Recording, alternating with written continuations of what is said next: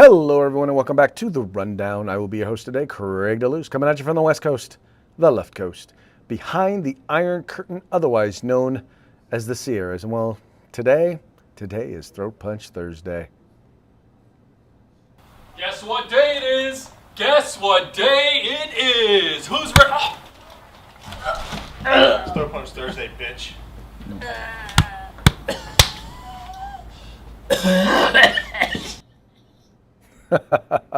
Oh, that is always hilarious. I don't know why.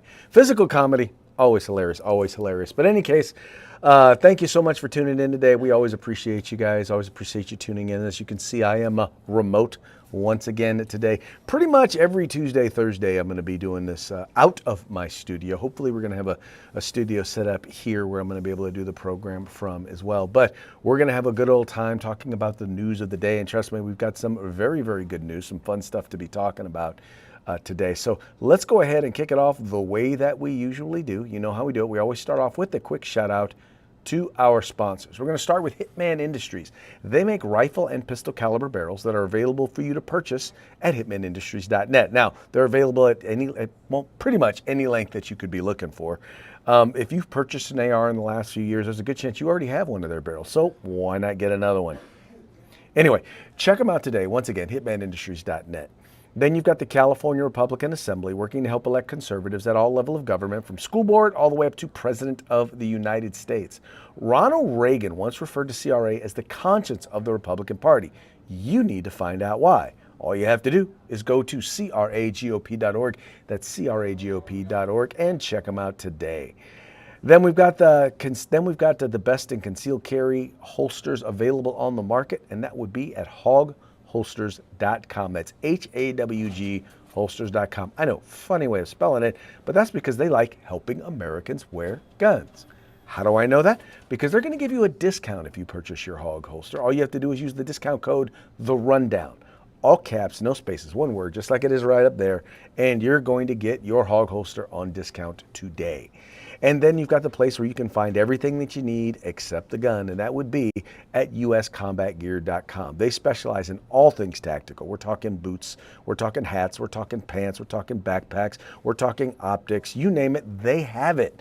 And guess what? They specialize in group prices. So you need to get your group together, get your agency together, get your Boy Scout troop together, whoever it is, get them together and get on over to uscombatgear.com, the place where you can find all things tactical except the gun. Also want to remind you once again, if you're looking for a place to find your 2A news, place to find Second Amendment news on the regular, I mean, we're talking every day, or at least every weekday, in your email box, you need to visit 2anews.us, 2anews.us. Now here's what I'm going to tell you. I'm not just trying to pimp this website. What I'm hoping you'll do is you'll sign up for their e-newsletter. It's right there at the top where it says subscribe here. Then you will get all of these phenomenal stories delivered to you in your email box every day. And guess what, folks? It is free. That's right. It costs you absolutely nothing except the time it takes you to set up. So whether you're looking for stuff from AmmoLand, you're looking for stuff from the Reload, you're looking for stuff from Bearing Arms, AmmoLand, when you name it, they've got it. We've got it there. We've got video blogs, right, where people can go and you can find out who's saying what on video. Oh wait, look, there's the rundown. We've got deals that are available for you out there that are being posted at various different websites. Folks, everything you need 2A is right there. All you gotta do is sign up. We make it real simple. Once again, go to 2anews.us. Check them out today. Please take a moment. Go ahead and sign up. This is put together, by the way, by 2A News. 2A News is one of the sponsors. They're one of the production groups that put together this particular program. So anyway, go there, check it out, and sign up today. Get your 2A News today. Also want to remind you, if you're watching this program during the 3 o'clock hour on the West Coast, or you're watching it during the 6 o'clock hour on the East Coast, you are watching us live, which means we're also taking your comments. We would love to hear what you have to say. Tell us what you think about the program. Tell us where you're watching us from. And I tell you what, all we care about is that it's interesting, right? And the best way to be interesting, quite frankly, is for you to disagree with us. Because when you disagree with me, well, then I get an opportunity to mock you. Oh, wow, is that a mockingbird? Man, is that a mockingbird? Is that a mockingbird?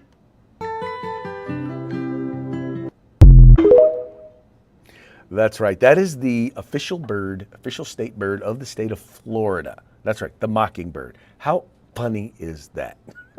Anyway, folks, just tune in. We would just love to hear from you. We tune in live, comment, give us a shout out, let us know what you think. Once again, as far as I'm concerned, just would love to hear from you.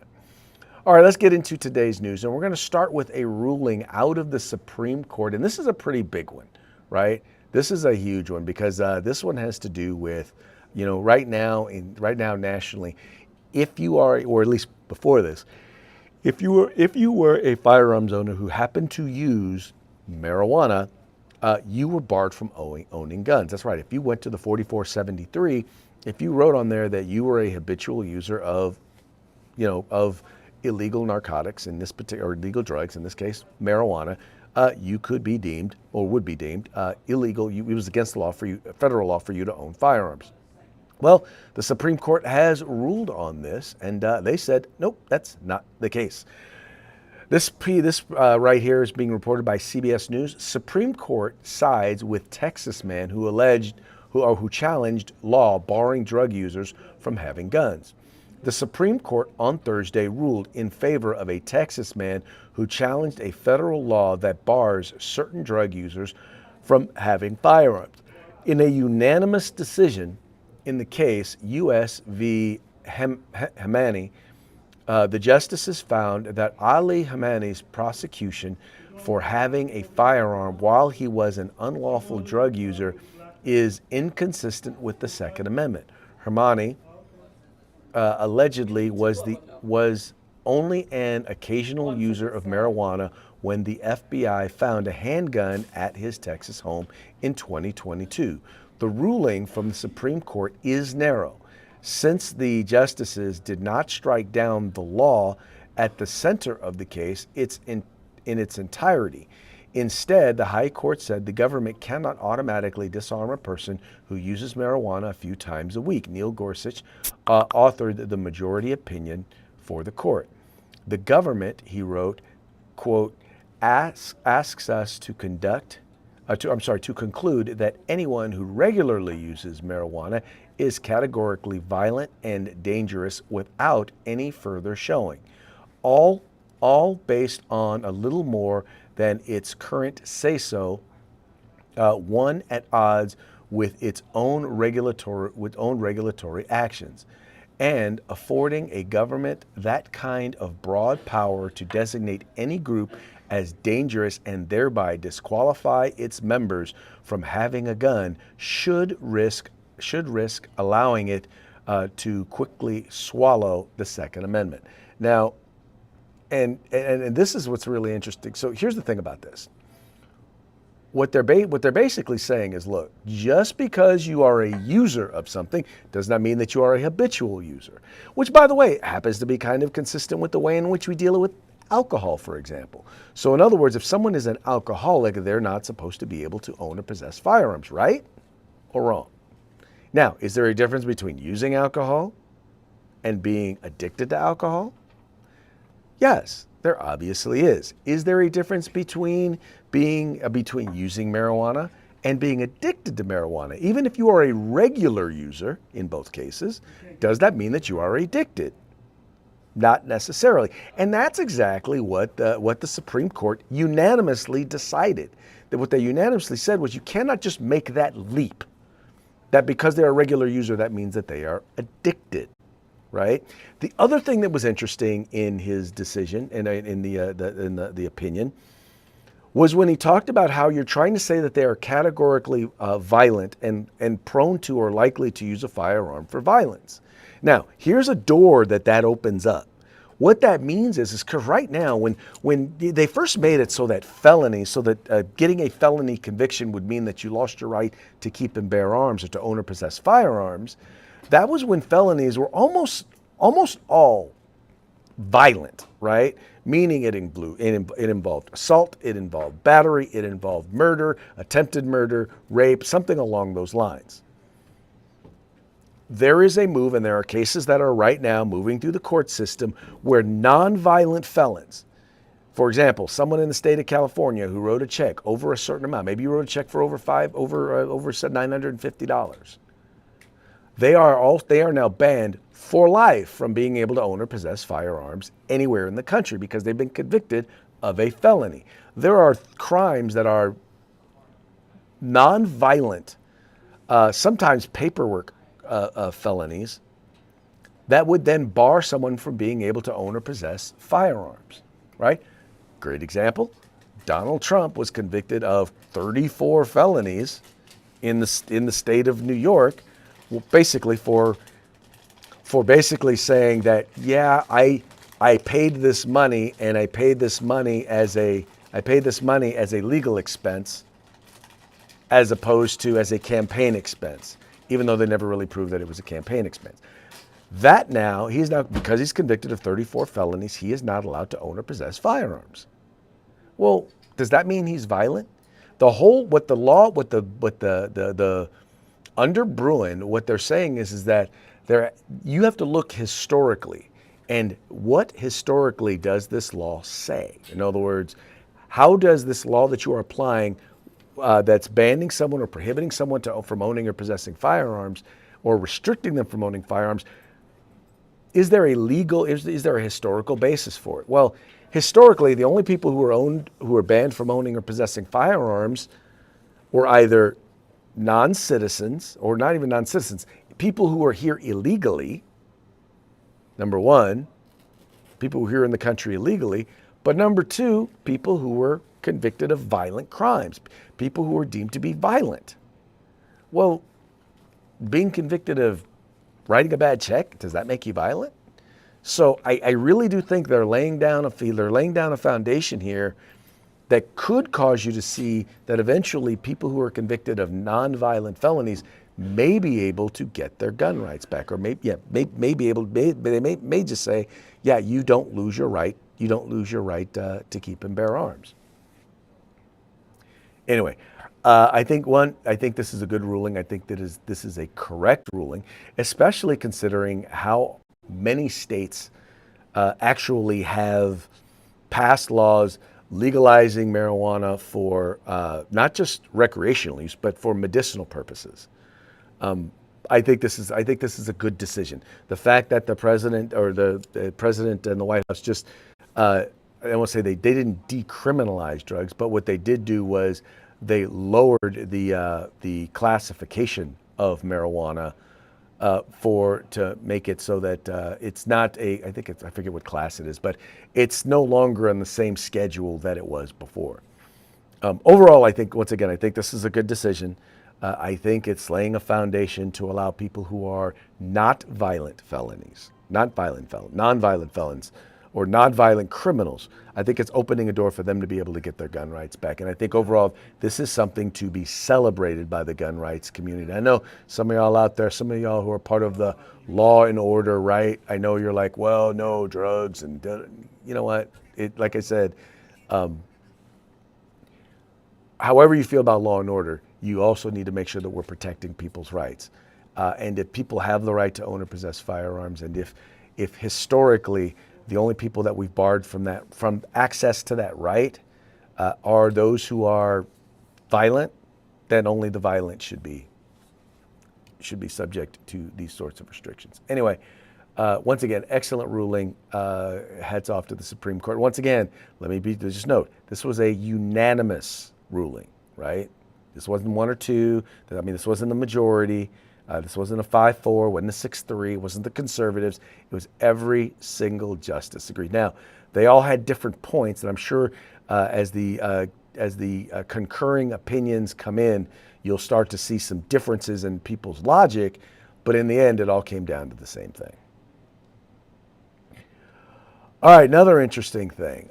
More from the alleged terror plot that was taking place, that was being planned against UFC 250, against the folks there against the White House in Washington, D.C. last weekend. And this one is an interesting one because I already told you, and we already talked about this yesterday, or was it maybe the day before yesterday, where this plot was really being some of the people in this plot were not from the left, but they were from the horseshoe right. Well, now we're finding out as we get more information that, well, maybe there are some folks here from the left. And one great example is this individual right here. Alleged ringleader of UFC terrorist plot is a Mexican illegal alien. It says here, United States Department of Homeland Security released the following statement announcing that the suspected ringleader of the failed terrorist plot against UFC Freedom 250 is a Mexican illegal alien who overstayed a B2 visitor visa. According to local reporting, the Federal Bureau of Investigation arrested Abraham Hermosillo Alvarez, a Mexican illegal alien in Omaha, Nebraska on June 14 for his alleged involvement in the plot to carry out a mass casualty attack against government officials and other attendees at Sunday's event at the White House. 4 other co-conspirators were arrested over the weekend in Ohio, Missouri, and California. On June 16, the Department of Justice announced federal charges for 5 suspects, including Alvarez, who went by the alias Shepard. The FBI assessed that Alvarez was responsible for planning, organizing, and directing the planned attack. Alvarez detailed the plot in an encrypted group chat, including the planned use of counter snipers and drones, with explicit intention of being as deadly as we can get. Alvarez and his co-conspirators face federal charges of conspiracy to commit murder and conspiracy to commit violence and on White House grounds. U.S. Immigration and Customs Enforcement has lodged a detainer for Alvarez. Quote, this illegal alien from Mexico should never been allowed in our country, or in this case, they should have said to remain in our country because he overstayed his visa. He was a ringleader of a failed terror attack targeting UFC Freedom 250 at the White House, said Acting Assistant Secretary Lauren Baez. He and his co-conspirators now face charges of conspiracy to commit murder and conspiracy to commit violence on White House grounds. He will face justice swiftly and be removed from our country. Now, the interesting thing about this, and this is why, I keep warning those some of these folks, and I will continue to say this. We've talked a lot about the violence, about potential terror violence from the left, right? This guy clearly is organizing it from the left, but he was able to convince folks from the horseshoe right? So those people who've decided that they want to be part of the grievance community from the right, he was able to trick them. He turned them into useful idiots in order to get them to conspire to do these things and be involved in a terror plot. And once again, this is just 5 individuals. Total, there were about 19 individuals who were part of this communication. Right now, we don't know if all of them are from the right or all. We know that some of them are from the right and some of them were from the left. But once again, people who are buying into these ideologies, this belief that the only way in which we as a country can succeed is by tearing it all down? Look, we have an election process. The problem we have is we've done on the right a poor job of communicating what it is that's important, of being able to communicate to people who actually agree with us on many, many issues. But they just don't know it. They don't know it because academia is not telling the truth. The mainstream media is not telling the truth. Entertainment's not telling the truth. And so there are a lot of people out there who just don't, they don't really know what we believe in. And because we're looking at proxies to go into some of these communities, to go to some of these places, instead of going there ourselves, they're allowed to lie about what it is that we believe. But don't buy into some of this stuff, to some of this rhetoric, right? Don't buy into the grievance community, the grievance culture, right? That's what's hurting us, honestly. We have to do better. I expect the Marxist left to not do better, right? I understand why some of the people who are uninformed, misinformed, or disinformed, I understand why they're not doing better, right? Because we got to get them the right information. But those of us who if you are on the right, if you claim to be a conservative, if you claim to be MAGA, if you're not working to get all of the information and be correct about what and know exactly what it is that you're doing, and by the way, know exactly who it is that you're affiliating with online. Because here's the thing, folks, these folks, they're not, there's a reason why you can have, you know, the environmentalists, why you can have the BLM activists, why you can have the immigration activists, why you can have the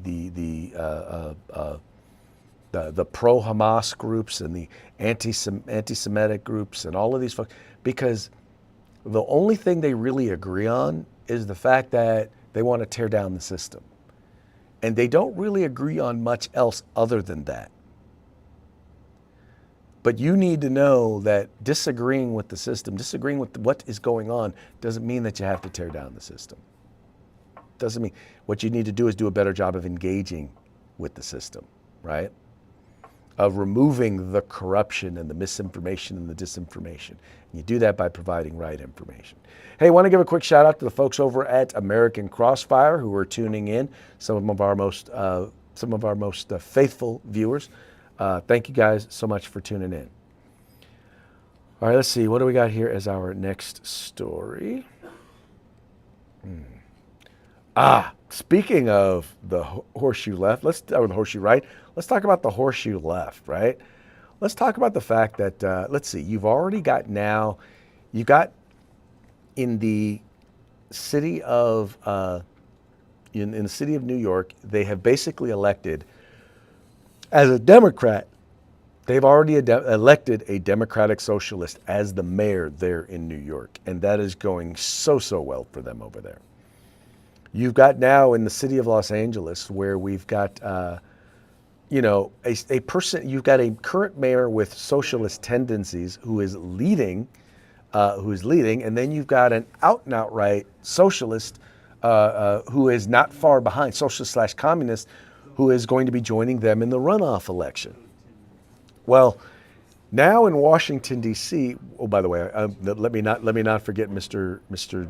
Brandon Johnston, who also is a socialist Marxist. He'll never admit to that. Well, maybe he probably would. Who is the mayor of the city of Chicago. And now it looks like there is going to be another Democratic Socialist elected mayor in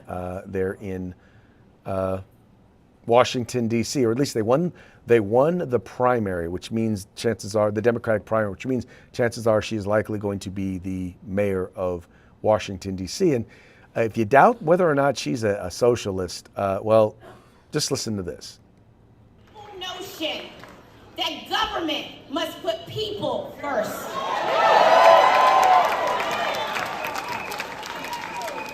We are native Washingtonians. And we are people who made their home in D.C. We are students and working families and retirees. We are Gen Z.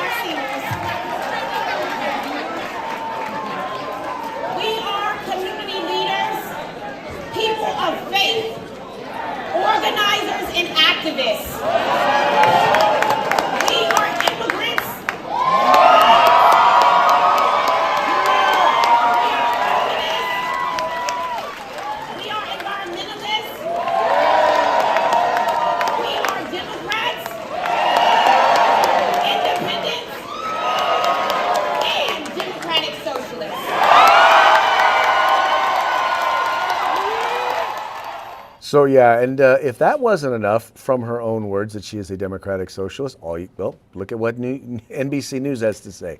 Democratic Socialist Janice Lewis George wins Washington, D.C. mayoral primary.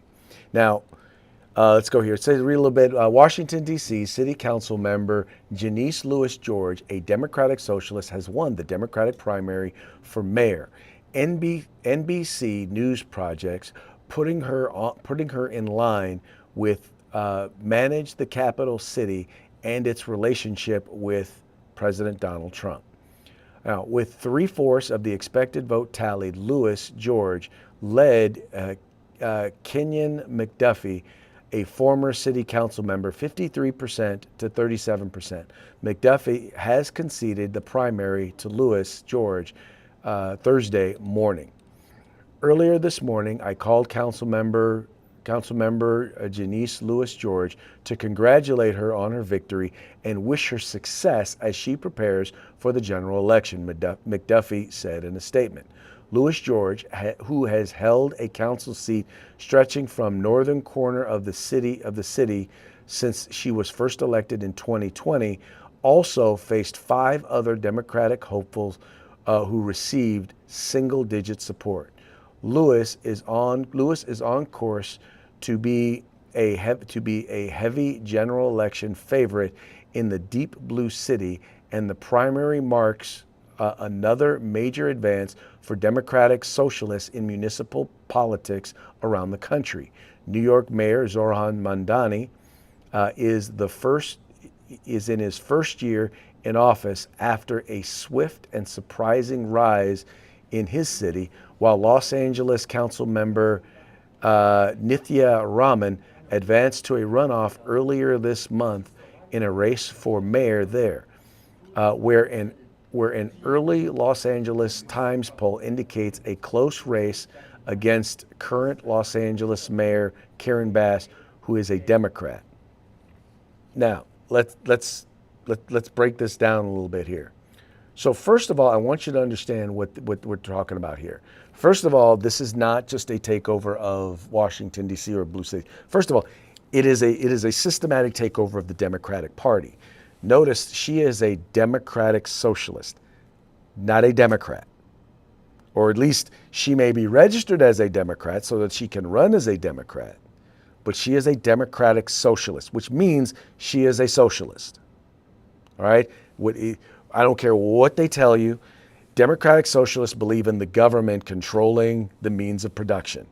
Socialists believe in the government controlling the means of production. They are they are Democrats that promote socialism. And if you are someone who believes in socialism, then maybe there's someone that you want to take a look at. But if you want to know the outcomes of socialist societies, just look at Mao's China. Just look at Lenin and Stalin's Soviet Union. Take a look at North Korea. Take a look at Cuba. If you want to know how good socialism works, right? Well, those are the places where you want to look. And before I get another person who says, well, what about Norway? What about Scandinavian countries? Yeah, Scandinavian countries, several of them flirted with socialism for a very brief period of time. And when they saw that the amount of revenue that they were bringing in went down, when they saw their GDP go down, when they realized that it wasn't working, they quickly switched over to a free market economy with big social safety nets, meaning big taxes, lots of government programs. Right? And even with that, in several other cases right now, they're dealing with some real challenges many of those countries are dealing with some serious challenges with their economies. But they are not, let me say it again, they are not socialist countries. To be clear. Anyway, this is someone, and this doesn't just create that issue. It also creates another issue. A big part of her campaign was she is going to fight against Donald Trump. Right? Now, I'm sorry, but if you don't understand this, Washington, D.C. is partially governed by the federal government, by Congress, and by the White House, right? Their city council, their mayor have limited control or ability, or at least part of that, as a part of the charter of Washington, D.C., is in the hands of the federal government. And when you say that you're going to basically fight against them, you're picking a battle that you can't win. Not only are you picking a battle that you can't win, but you're seeking to make enemies of someone who has the ability to limit or remove the control or your ability to do anything within your jurisdiction. It's just plain dumb. You're going to start off, I'm going to make enemies of someone that I actually need to work with. But see, it doesn't matter because that's how the left is winning elections right now. At least in her particular case, she can say that that being mayor and your relationship and the way in which you handle the federal government, it's important. The way in which you handle Washington, D.C., and you handle the president and you handle Congress, yeah, it is important. But what does that have to do with being mayor of L.A.? What does that have to do with being mayor of New York or of Chicago? It's got nothing, very little. Most of the decisions, in fact, let me just say this. Most of the decisions you will make in local government are not right or left, they're right or wrong. I can say this as a person who's a school board member, who sits on a school board where we've had majority Republicans, we've had majority Democrats, and we all get along pretty well. And we cover the spectrum when it comes to political ideologies. And I can tell you, we vote together probably 95 to 99% of the time because we break everything down based on what's a part of our core mission and what are the facts and information that have to do with what it is that we do. And we all look at those facts together. We have a shared basis of information and facts, right? And we look at that information and we come to the same conclusion because we operate on the same, look, the truth is the truth. The facts are the facts. This is the data. These are the facts. These are our values, and we apply them and we arrive at the same place, right? If you have the same variables and you're using the same equations, you're going to arrive at the same place, right? And I get that there are federal issues that people want to speak on and yada, yada, yada, but that's not the role of local government. That's not your job. That really isn't. Are the streets paved? Right? Are the utilities working? Are the schools working? Are the kids safe at school? Right? Are the streets safe? Is law enforcement doing their job? Is the fire department doing their job? Right? To the degree that you are regulating business and zoning, is it easy to avail themselves of the process? Does the process protect the people? That's it. And anyway, the point is that these people are trying to gain more and more and more and more control. And here's the thing, it's even more insidious at the local level because most of the policies that are going to affect you day to day are local. Local, state, and local, most of them. And these are also the people who are going to rise up. These are the people, and especially these big city mayors and politicians, they're the ones that are going to support and help raise money for and get support for the people who are going to run for the state legislature, for the county board of supervisors. They're going to start to build these groups, right? They're going to build these support structures that are going to support socialism. Socialism means taking from people that produce and giving it to the government. Let me say that again. Taking from the people who produce. Do you have a job? Do you pay taxes? You're someone who produces. Taking from you and giving it to the government, not to the people. Because see, they believe that they are the more moral, right? They're more moral than you are. That's why they know better how to raise your children. They know better what you should eat and what your children should learn. They're better and more moral, and they're smarter than you are. That's what they believe. They truly believe that they are smarter than you are. So they don't have to give you the full fact. They don't have to give you all the information. They just give you the information that they want you to have so that you will do what they want you to do. And even after that, if you don't do what they want you to do, well, then they'll take your right to make that decision away from you. That's what socialists do. Democratic socialists just give you the ability to elect them so that they can do that to you. Voila. And that is what is going on in Washington, D.C. So we've got two of them who are out there right now, right? Then you've got in L.A., no matter what, you're going to have socialist or socialist leaning. Because I'm sorry, I don't see, other than one being a declared socialist and one being a person who advocates socialist policies, I don't see a difference between the two. I honestly do not. One Indian's, one's black. One's Indian, one's black. That's it. That's the only difference I see between those two folks. But in any case, and then by the way, you also have Chicago, Sacramento to a degree. Just almost most of the major cities in the West. Anyway, and if you doubt whether or not there are socialists out there, doubt the power of socialists, just take a look at our labor unions and what they have had the ability to do, right? A lot of these labor unions are in fact socialist fronts. Folks like SCIU, they're nothing but a socialist Marxist front. That's all they are. And that's how they were able to get the billionaire tax qualified for the ballot. That's right.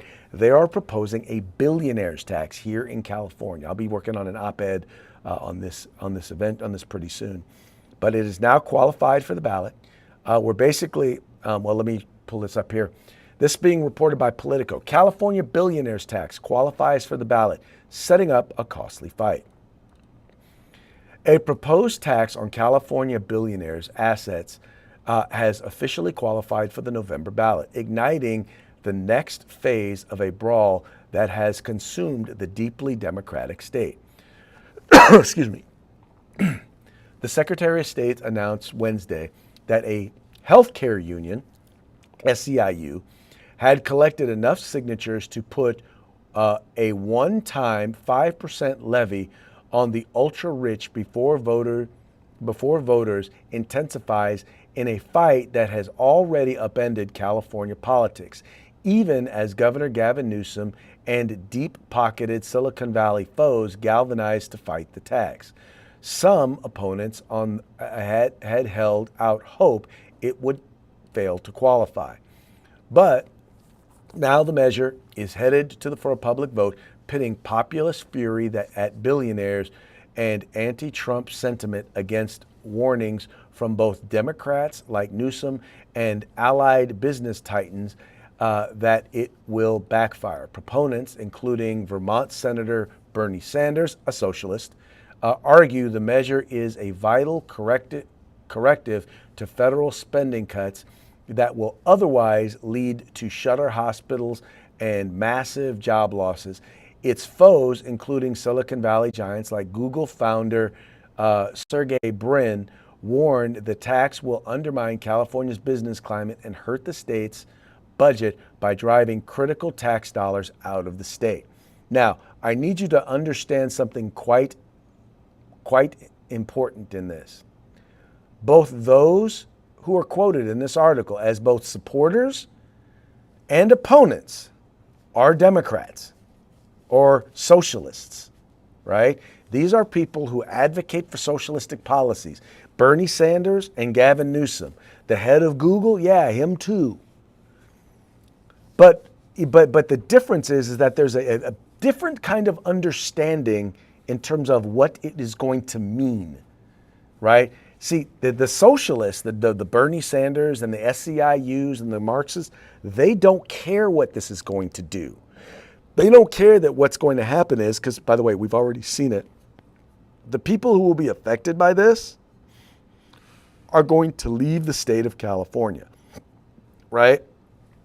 They're going to leave. In fact, they are already leaving the state of California. California has seen somewhere around a $2 trillion drain of wealth and assets, right? $2 trillion of people who've left the state of California because they don't want to have to pay 5% of that $2 trillion. They don't want to have to pay that to the state government. And by the way, we're talking in total, that'll be about $20 billion. I think that's pretty, if my math is correct. Let's see, 10% is about 10% of $2 trillion that they've left. That would be about, that 10% would be 200.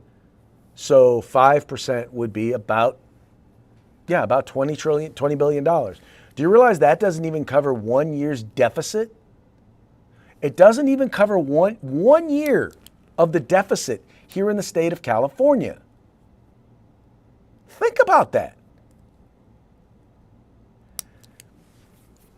Also, as a result, because that's left the state of California, the jobs that were affiliated with that have left California. The income that was being generated, that $2 trillion was generating, yeah, that income is gone. So now you're going to be affecting the ongoing budget. So while on one hand you may be bringing some money in via this one-time tax on assets, right? But what you're also going to see is you're seeing the income, all of the jobs created gone, which means not just the income from the assets, right? The income generated from the people who own the assets, but the income generated from the employees is now gone because those jobs are gone, right? Wells Fargo, here's a great example. Wells Fargo, based in San Francisco, California, moved their asset management, represents about 20% of their revenue. Their asset management division now is no longer in California. It's in Florida. Want to know why it's in Florida? That's where all the assets went. That's where most of the people who left California with a bunch of assets, they moved to Florida. No income tax. Lower corporate tax. Lower regulation.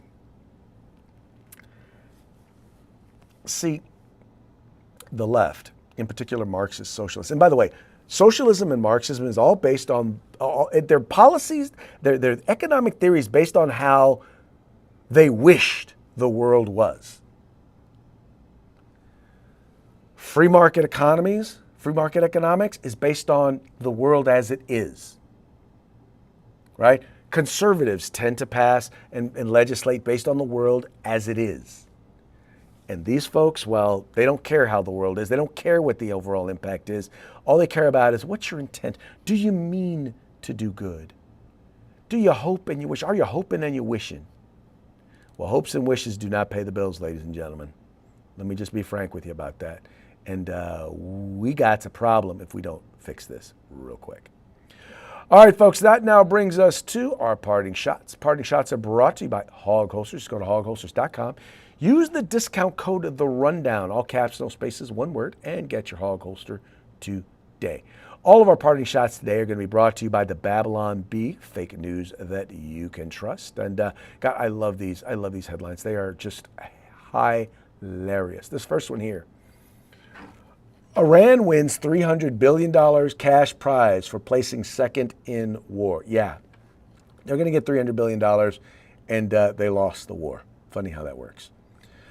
Oh, here we go. World leaders line up to ask Trump to bomb their countries for a while and then give them a few $100 billion. Folks, I have to tell you, if you're not getting a theme here, you should be getting a theme. And that has to do with what even conservatives are thinking about this deal, this memorandum of understanding. Oh, here we go. Learning from Trump, man successfully negotiates wife down to absolutely everything she wants. Ooh, ouch. And then finally, world breathes sigh of relief as terrorists promise to be good. And that's pretty much what we're depending on with this particular deal. I'll say this, and I know, I'm going to give the president some grief over this. I don't think this is a good deal at all. At least if the final agreement winds up being as this MOU is. But I think the ridicule is well deserved. I think it is. I think it's well deserved. I don't think this is going to wind up being what it is in the end, because I think he's going to see all of this ridicule and the people aren't buying it. But in the end, it's still funny. So anyway. All right, folks. Well, before we go, let's go ahead and give a quick shout out to our sponsors. We've got Hitman Industries rifle and pistol caliber barrels available for you to purchase online at hitmanindustries.net. We've got the California Republican Assembly, the conscience of the Republican Party. Please visit them at cragop.org. We've got the best in concealed carry tactical holsters available on the market at hogholsters.com. That's HAWG holsters.com, helping Americans wear guns.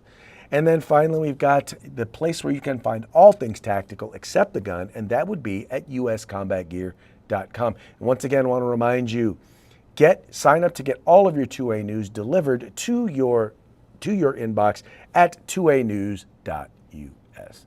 And with that, we're going to go ahead and call it a day. We will be back tomorrow. Tomorrow being Free for All Friday. Till then, y'all have fun. Y'all stay safe. And we will see you mañana.